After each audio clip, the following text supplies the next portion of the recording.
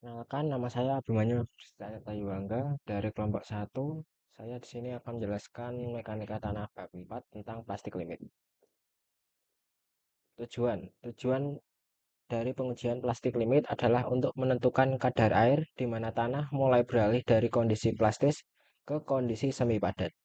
Hal ini membantu dalam memahami batasan konsistensi tanah, khususnya pada tanah lempung, untuk menentukan kemampuannya dalam mempertahankan bentuk ketika kadar air berubah. Oke, yang kedua adalah cara atau metode.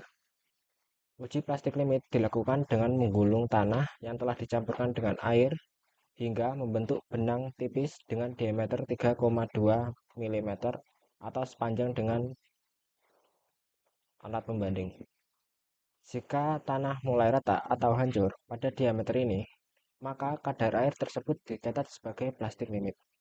Metode lainnya yaitu Volcon Method, melibatkan penggunaan kerucut dengan berat tertentu untuk menembus tanah pada kadar air yang menghasilkan kedalaman penetrasi 20 mm yang kemudian diidentifikasi sebagai plastik limit. Oke, yang ketiga, hasil. Hasil dari pengujian plastik limit ini adalah nilai kadar air yang disebut sebagai plastik limit atau PL, yang menunjukkan titik transisi kelembapan di mana tanah mulai kehilangan sifat plastisnya dan menjadi lebih rapuh atau semi padat. Oke, yang keempat, manfaat teoritis atau ilmu dari pengujian plastik limit. Secara teoritis, plastik limit berperan penting dalam ilmu geoteknik dan mekanika tanah. Ini membantu para ilmuwan dan insinyur memahami sifat-sifat konsistensi tanah dalam kaitannya dengan perubahan kadar air. Nilai PL juga digunakan untuk mengklasifikasikan tanah dan mengkaji potensi kestabilan struktur tanah. Yang penting dalam kajian mekanika tanah dan konstruksi geoteknik. Oke, yang kelima, manfaat praktis atau lapangan.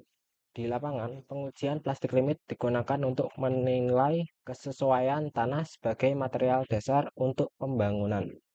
Informasi ini membantu dalam pengambilan keputusan terkait persiapan tanah, stabilitas pondasi, konstruksi jalan, dan struktur lainnya. Mengetahui plastik limit tanah dapat mencegah kegagalan struktural dan membantu merancang metode konstruksi yang lebih efisien berdasarkan karakteristik kelembapan tanah. Yang kedua, saya akan menjelaskan tentang plastik index, mekanika tanah dari bab 4. Tujuan.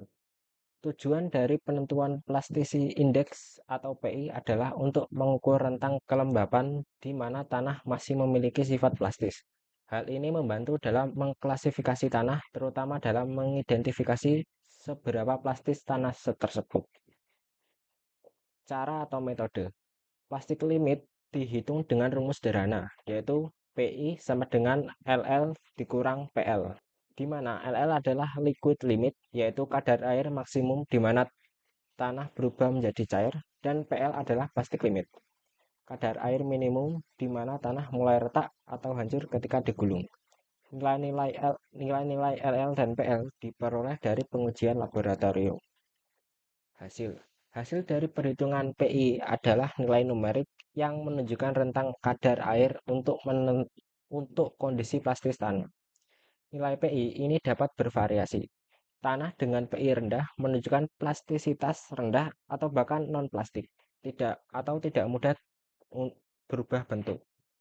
Sementara tanah dengan PI tinggi memiliki plastisitas tinggi yang menunjukkan bahwa tanah tersebut dapat menahan perubahan bentuk dalam rentang kelembapan yang luas. Yang keempat adalah manfaat teoritis atau ilmu.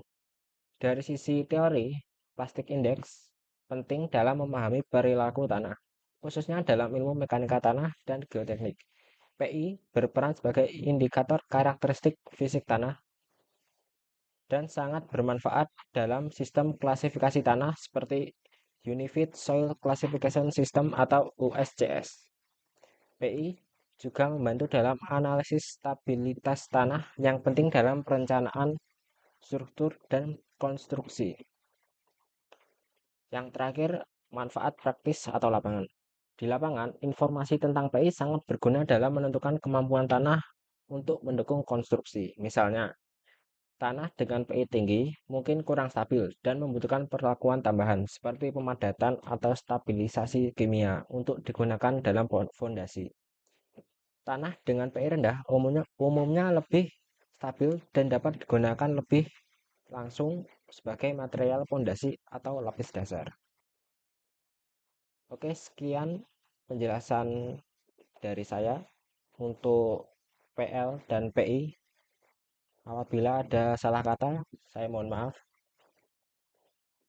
Sampai jumpa lagi.